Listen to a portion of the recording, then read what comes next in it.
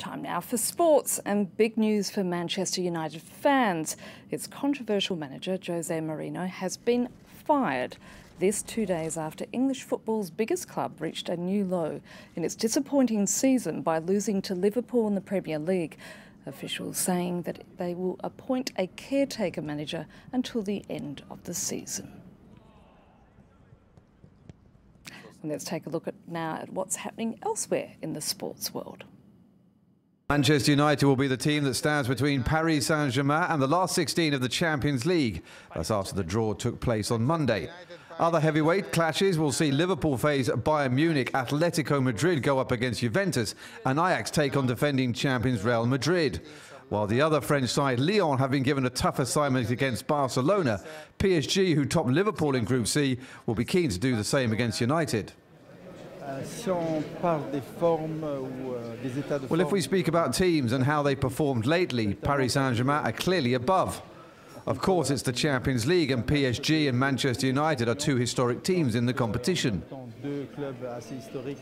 On one side, there is a team with a lot of experience, and on the other, an emerging team.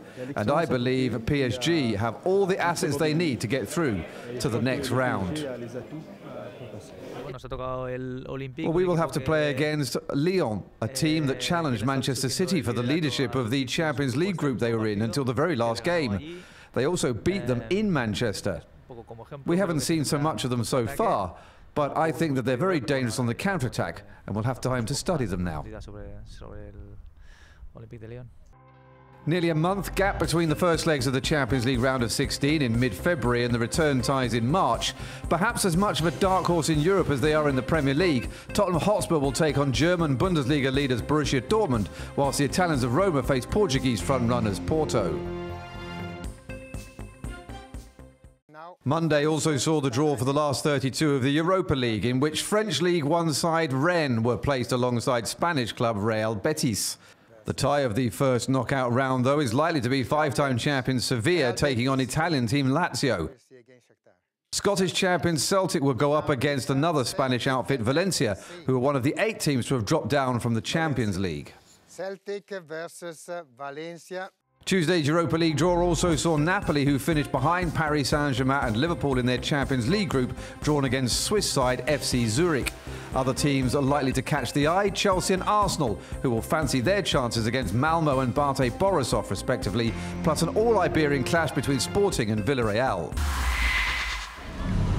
Adrien Rabiot's decision to leave Paris Saint-Germain at the end of the season has set the alarm bells ringing in the boardrooms of several of Europe's biggest clubs. Liverpool and Chelsea are both reported to be chasing the Frenchman, whose long-running talks with PSG over a new contract have fallen apart.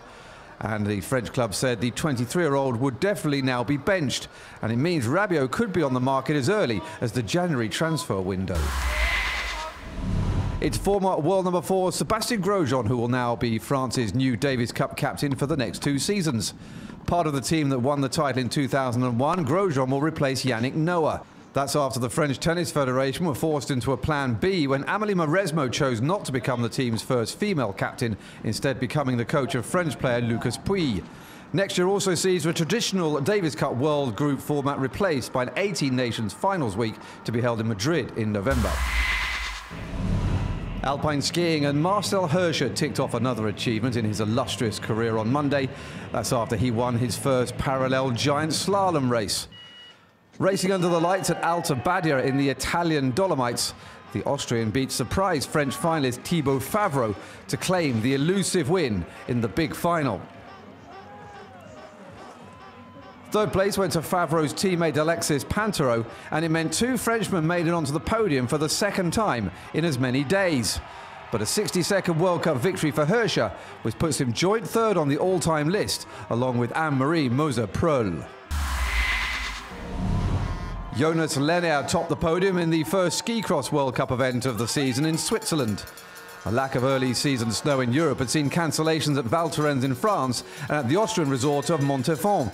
But here, home Swiss Lenner dominated the heats in Monday's sprint-style nightmare season opener in Arosa, and he then won a tight battle with Sweden's Victor Erling Norberg in the big final. Lerner's Swiss teammate Alex Pfeiffer was third ahead of Bastien Midol of France. The first event of this year's Cross Alps Tour concluded in storybook fashion for the Swiss on Monday as Fanny Smith won the women's final in Arosa. Sweden's Sondra Näslund crossed the finish line in second place and outracing Austrian Andrea Lindbacker to third.